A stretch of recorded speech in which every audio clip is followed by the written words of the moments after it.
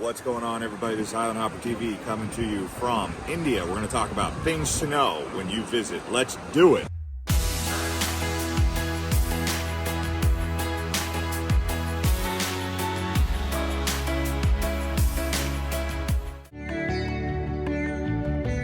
All right, the first thing you need to know is general facts about arriving in India, and that includes visas. So you're gonna need a visa before you arrive. You can either go on the government website and try and get it that way, which is quite difficult in my opinion. So I paid a company to do it. iVisa was the name.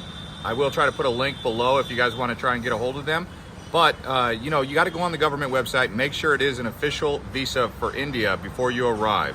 Also, don't forget to get a health certificate because the airline will ask you for that at the airport. Goa में समय से पूर्व आपका स्वागत है.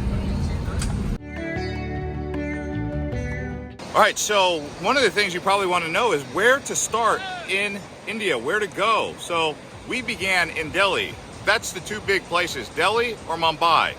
The best place for tourists, they say, is Goa, which is actually where I'm at now. This big long beach that I'm on, all here in Goa. Goa is actually one of the smallest states.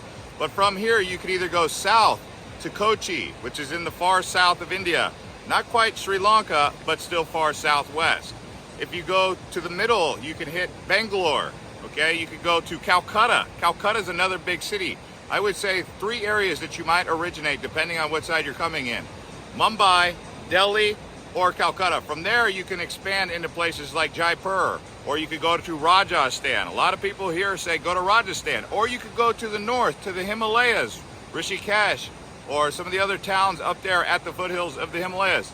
So I hope that helps you guys decide where you want to begin.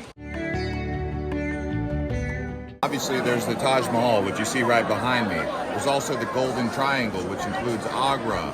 There's Jaipur, and then there's New Delhi in the Golden Triangle. There's a few other places like Jaipur, and that Golden Triangle shape that you have actually goes from Delhi, Uttar Pradesh, and Rajasthan if you look on a map. So the main areas you're going to be looking at there in those regions, Agra, Delhi, and Jaipur. There's a few other towns, like I said, but that's the Golden Triangle. So when you go to Delhi, you just go look for one of those tours and you can get all of that in your visit there. Here's something about the driving. So you're gonna need good brakes, a good horn, and good luck. You'll hear that quite commonly, and that's the reason that they have that is because driving in India is quite unique. And you can see by the look of the traffic here, it is traffic jam, traffic jam, traffic jam. Every once in a while you get on a freeway and it's open road, but it doesn't matter where you are in India, expect traffic jams, even in the small villages. Why? Because there could be a train that's blocking traffic, or there could be a cow in the road. You never know what it is. And taking buses around India is a very affordable way to see the country. It does take a bit of a long time because of the traffic jams, but you can still do it for a very affordable price and see much of India by bus. And another option is going to be these rickshaws. They call them the Indian BMW, at least that's what my tour guide called them. Another form of transportation is a tuk-tuk. The benefit of a tuk-tuk is it handles traffic jams a bit better than a car, and especially better than a bus. But these are short distance solutions. It's not going to be able to get you long range. You're not going to be able to go clear across Delhi in a tuk-tuk. And then there's trains, which are a bit faster and more convenient than buses because you can sleep on them, but also they go a bit faster and you can avoid the traffic jams. And there is Uber in the big cities like Mumbai and Delhi, but for the most part, do be ready to ride prepaid taxis. And if you're at a hotel, ask them for a taxi or a private car. And if you're going to the airport or a train station, you're going to want to take into consideration traffic jams. Right now we're in a stop and go gridlock that's looking like it's not going to move for another 10 to 20 minutes, and our flight leaves at 2:30. It's currently 11 o'clock. We still have time, but traffic jams can sometimes extend hours. Google Maps, because on the map it will tell you that if there's congestion along the way. So before you leave, you can check and see if there's congestion. See the red right here? So you can either download Google Maps or Waze. Yeah, so when doing air travel, here it is, October 2022, you still have to wear your mask. Also, another thing to know about going through the airports, they're going to pull everything out of your bag that's electronic, including cords, plugs, anything that you have that's electronics has to come out. It's one of the only countries I've ever been to where they pull all your electronics, including cords, out and put it into a separate bin. Yeah, when you come to India, there's a bunch of different food that you'll want to try, like street food. And let's be real, if you're coming to India, you already know about the good food that you're going to get here. I mean, it's all over India. Street food is so tasty. All over India, you're just going to be in a food heaven, really. And I experienced this firsthand. When it comes to trying food along the street, some people will tell you don't try street food. My rule is this: if it's steaming hot, I'll try it because that cooks a lot of the bacteria or anything that could be in it. If it's cold, I probably don't want to try it. All right, can I try food? Yes. Yeah?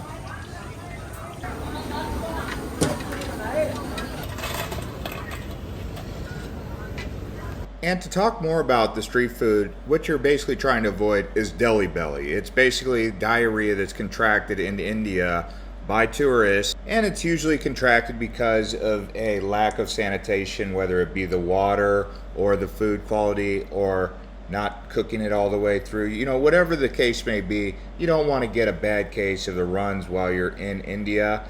Not just because it's painful and annoying, but also because the toilet situation might not be ideal. But I personally ate street food and was there 2 weeks and didn't have any issues. I did take a probiotic and a gut enzyme every day. Yeah, and another thing is on Vistara Airlines, they have premium economy. I think they're the only ones that do. Also, they give you food even for a 55-minute flight. This is my lunch for a 55-minute flight. And another thing, across India, they do have different cuisine. For example, in the north, it's veg, a lot of vegetarian. In the south, you'll get more non-veg. Let's talk about what to wear when you visit India. Definitely shorts and a short sleeve shirt, or you could also wear a UV protected, dry fit clothes for that sun. Right now we're here during monsoon season. It did get a little bit chilly when the rain was coming down. But also I want to tell you that dressing down here in India, especially when you go into the villages and off the beaten path, you want to dress down. You don't want to wear your Rolex watch or your jewelry or your gold rings.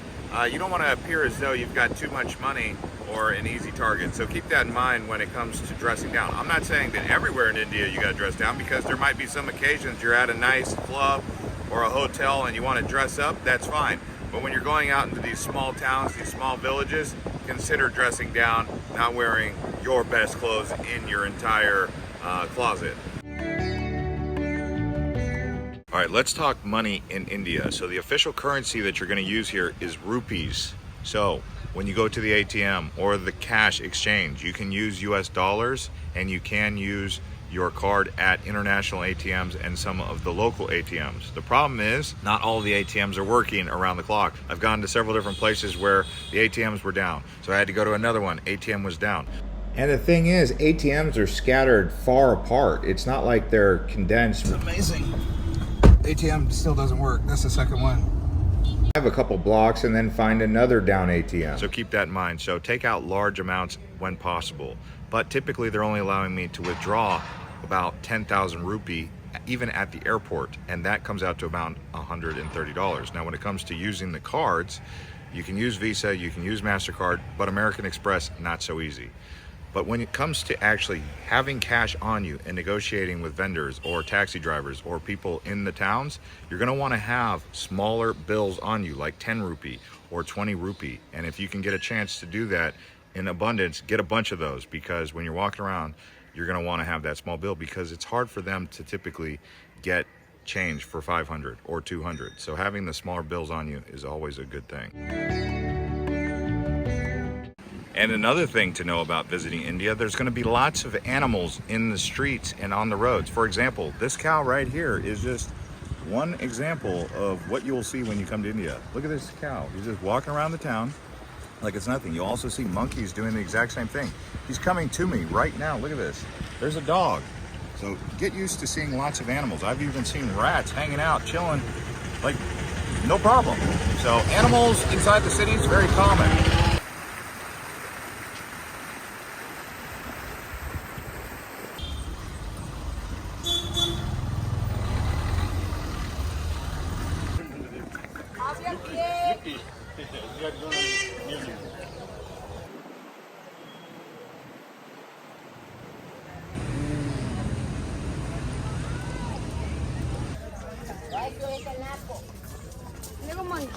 Boleh na tunggu kalau dari.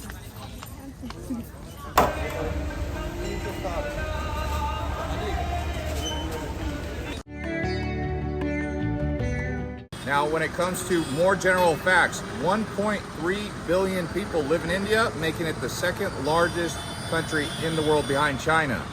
Okay, the official language is Hindi. So when you go on Google Translate, type in Hindi. That's the language that you're going to be speaking when you get here. Namaste. Also, the tallest mountain range in the world is right behind me.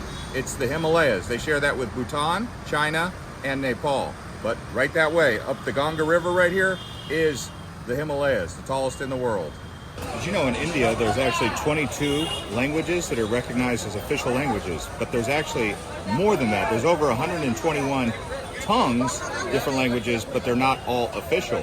Also, did you know that India ranks number 3 in the world for the most billionaires? So there's a lot of really wealthy people from India. So another thing to know is about the spirituality or the religion here in India. 78% of the people are Hindu. About 13 to 14% are Islamic. Then that remains with a few extra percentages that's going to comprise of 2% Christianity, about 1% Sikhism, another 1% or just below 1% Jainism. Also, some people here practice Baha'i, as you'll see with the Lotus Temple in Delhi. Those are the main religions that you'll find here. And here's another thing to know about the trash and the litter situation in India. It is a bit unsustainable as it appears. You can see on this beach here, it's a problem. Climate change is playing a factor, whether it's man-made or not. Climate is changing here, which is causing this erosion on this shoreline. They're putting the sandbags here, but you'll see it with the plastics and all that. So being more conscientious, if you can, of the amount of waste that you personally are producing when you're coming to India. Let's talk about when the best time to visit India is. So the Indian subcontinent gets a lot of monsoon moisture in the summertime. So the best time really to visit is going to be from October until March. That's in the south of India. If you go to the north of India, you want to avoid the Himalayas during the months of November, December, January, February, because it's going to be snowpack, unless you're looking to do some skiing. It's all going to depend on where you're going, but the further south you go, you're going to have this monsoon moisture like we're getting right now in Mumbai. Here it is in October. All right, let's talk about safety in India. What do you have to be concerned about, or how safe is it in general? So we've been to Mumbai, we've been to the Himalayas, we've been to New Delhi, we've been to Goa. So far, I have not seen anything that really stood out as alarming. There are some places you will go to where you might get some fuzzy eyeballs, but for the most part, if they're looking at you, smile back and you'll realize they actually are smiling at you as well. So I haven't really had too much issues with scammers either. When I came to India, I was reading about scammers. Obviously, we all know about the infamous IRS prank call scammers. I was expecting a little bit more scamming. I didn't see much of it. I found most of the people to be very honest, and it was actually, from my experience, safe to walk around. The food thing, you might want to pay a little bit more attention to. So eating street food, it can be done, but take necessary precautions, taking multivitamins or enzymes for your gut, or even probiotics. Other than that, I would say overall, India has been a safe place, but you do want to take general safety precautions. When you get a taxi, for example, get it from the hotel. If you trust the hotel, then trust their taxi guy, right? That's kind of my rule of thumb for how I approach it. Late at night, if I'm going around late at night, I'll hire a guide. Hiring a guide is always the best way to do it. And the way you get that is going to the hotel front desk and saying, do you have someone who can give us a private tour? Or you can go with a big tour bus or a big tour group. So those are some things that you can do to make sure you are even safer. But I've walked around here all alone, even with my friend walking around alone, no real issues. Yeah, I really did enjoy my time in India, and I would recommend that if you have 2 or 3 weeks for your first time, that's probably best, and then you can always go back. But we went all across India. You can watch some more of our other videos, and we hope to see you on the next one.